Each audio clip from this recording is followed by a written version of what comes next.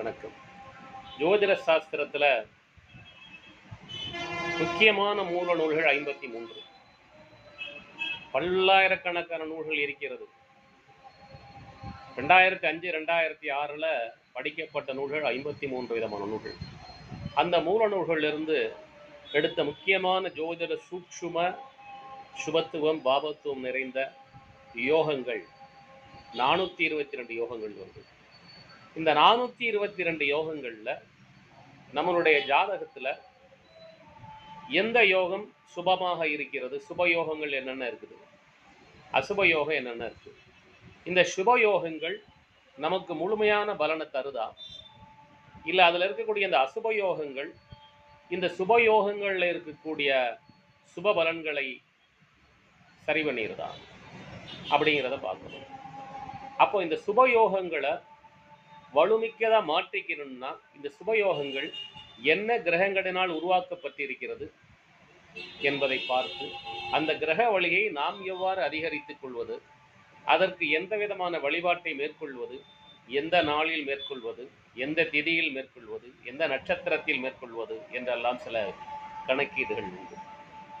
இத்துடன் லக்ன பாவத்திலிருந்து 35 வயசுக்கு உட்பட்டவங்களுக்கு லக்னம் மட்டும் பார்த்தா போதும்.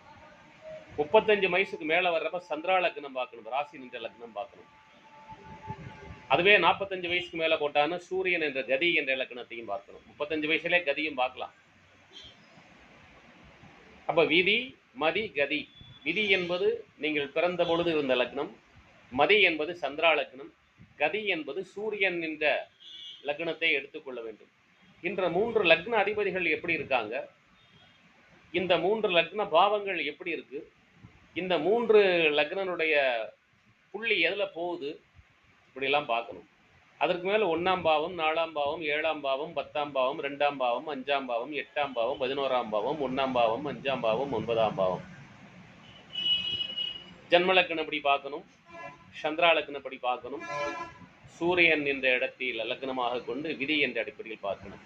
இப்படிலாம் நம்ம ஜாதகத்தை அனலைஸ் பண்றப்ப நம்மளுடைய தொழிலில், நம்மளுடைய வாழ்க்கையில், நம்மளுடைய குடும்ப வாழ்க்கையில், நம்முடைய உத்தியோகத்தில், நம்மளுடைய எதிர்காலத்தில், நம்மளுடைய நிகழ்காலத்தில் எப்படி ஜெயிக்கிறது, எப்படி மன மகிழ்ச்சியுடன் வாழ்வது, எப்படி பரிபூரண பொருளாதாரத்துடன் வாழ்வது, ஆரோக்கியத்துடன் வாழ்வது என்றெல்லாம் சூட்சுமங்கள் உள்ளது.